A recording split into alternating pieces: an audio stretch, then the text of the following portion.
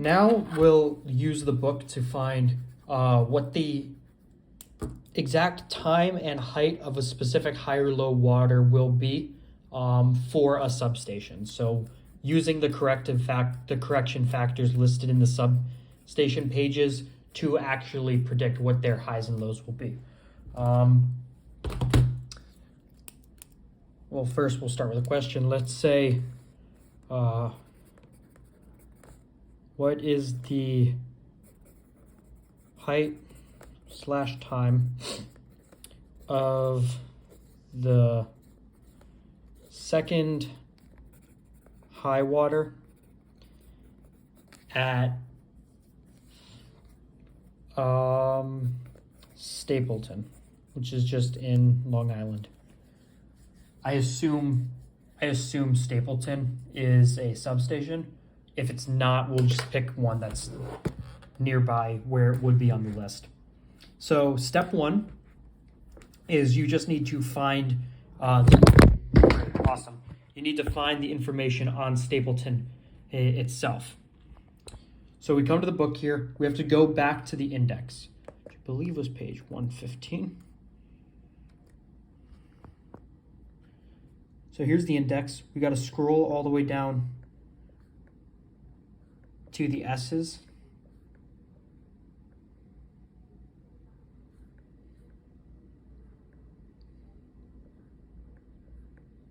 Okay, here we go. And then just look for Stapleton. Saybrook.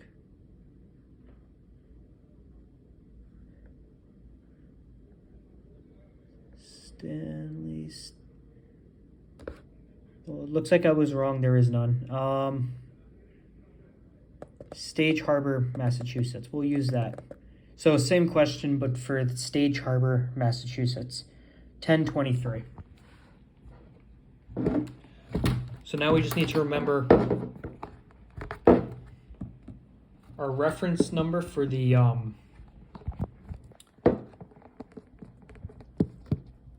substations is number 1023. It's good form to write that down in case you have to come back and forth for whatever reason. So reference number 1023. Now we come back up to the substation pages. Here we go. And now using these numbers back here, we got to scroll through to 1023. Oh. 1071, 1066, 1041, 1023 Stage Harbor. Perfect. So here's Stage Harbor.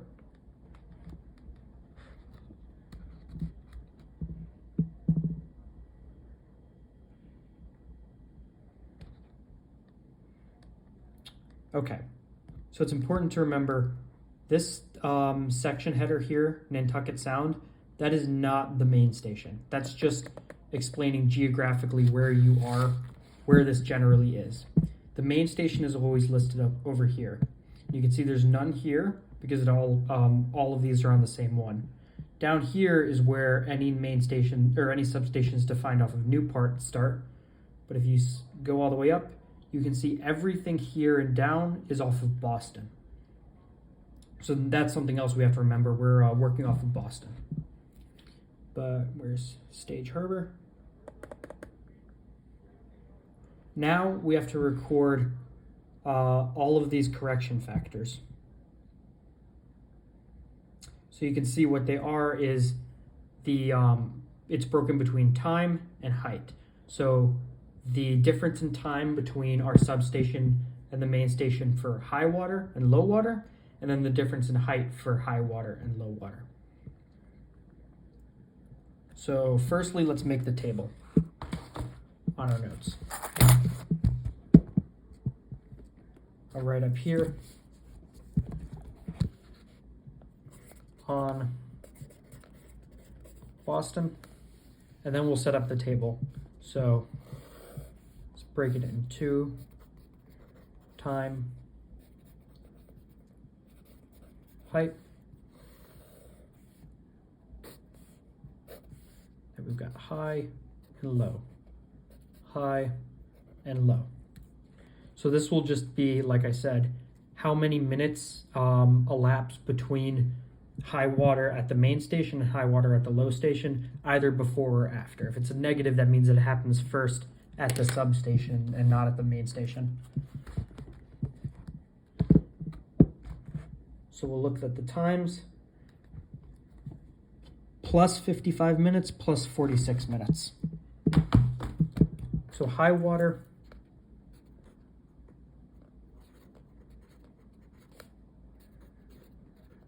it's always written in this format. They don't put like a colon or anything, just straight across. So high water occurs 55 minutes after it does at Boston, and low water occurs 46 minutes later. Then, here's our heights. You can see plus 0.41 plus, wait, is that times? So hard to tell. I wish it was better resolution. I believe it's plus. I'll explain that in a second. Plus 0.41 for both.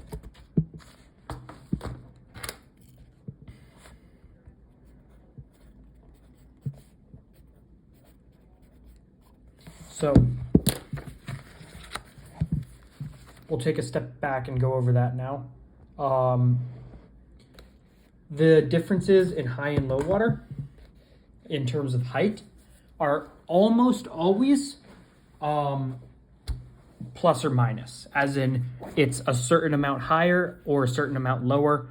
By a very specific amount, you just add or subtract it. Some substations, and I don't know why this is the case, but it just is, some substations use factors. I'm trying to see if I could find one for you.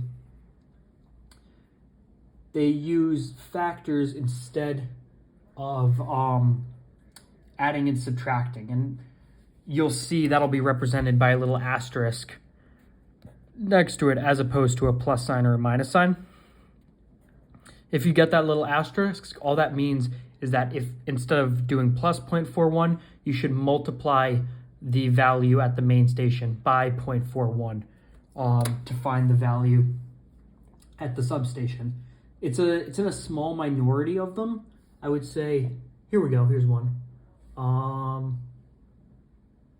Yes, it is, okay.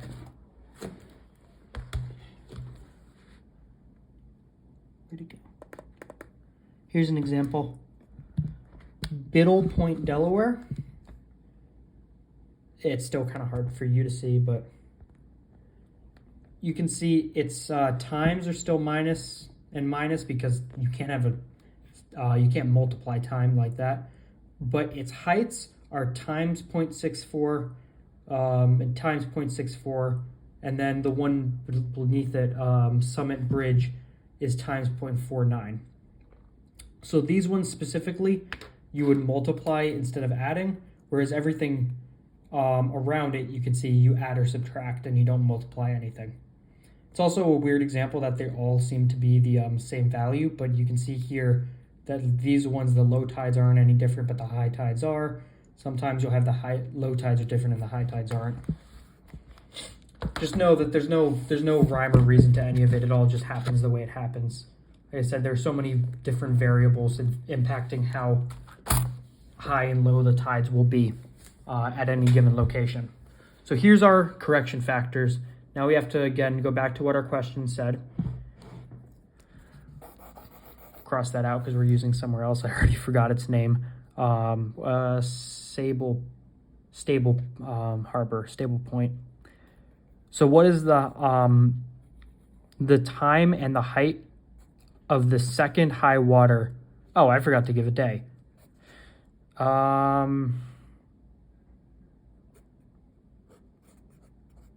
June 13th, whatever, of the second high water at Stable Point on June 13th. So we've already determined that this substation is based off of Boston. So next what we have to do is we have to come to the main station pages, and we got to look for Boston. So I came to the top again, and you can see we're at Argentia. And we're just going to scroll through until we find it. It's important to note that this isn't organized alphabetically, it's organized geographically. So we started in Newfoundland because we started way in the north, and we work our way down. That's also the order that the substations are listed. They're just listed by going down the coast from the north to the south, not not alphabetically, which is why the index is necessary. Still in Argentia, this is going to take a while. Portland, Maine.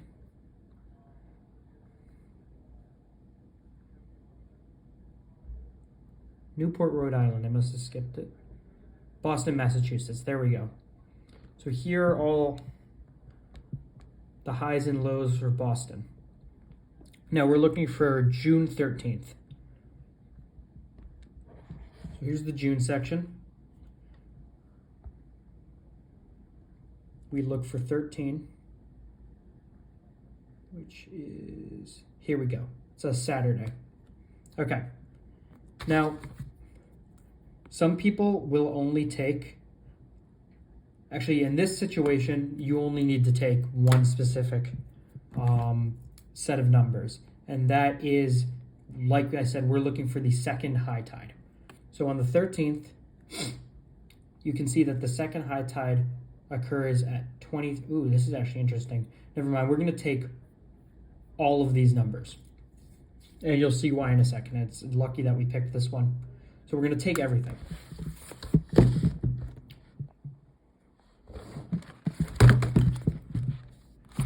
We'll write everything out. Boston. Here are going to be all the times. And then here are going to be all the heights. Remember, the second column of heights was just in meters, so we don't need that. We only need the first column. So in Boston, at 04:59, the height of tide is 11.5 feet. I didn't know there was this extreme in Boston. Wait.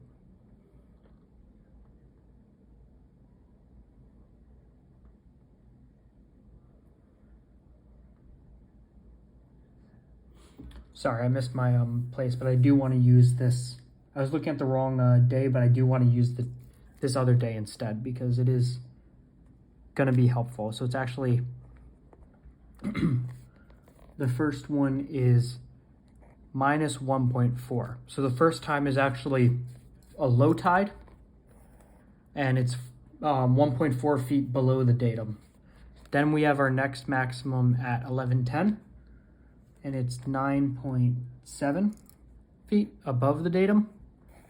Our next one is 1709 at negative 0.1 feet below the datum. And then finally 2234. Oh, wait, never mind. 2322. It is always... This is why you should be willing to write on this stuff because the book is always difficult to read, even more so when it's on a PDF. But you never want to lose your place, as I did twice already. 11.4. Okay. Now what we're going to do, normally you would only just pick out, okay, here's our second high tide, and you would only work off of that. But both as practice and because you'll see something important happens in a second, we're not going to do that. Instead, we're going to adjust every single one of these to, once again, I think it's Stable Harbor. Forgot the name though. And we'll make the same table over here.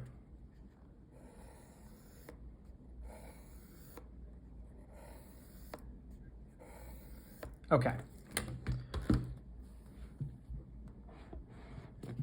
So we have to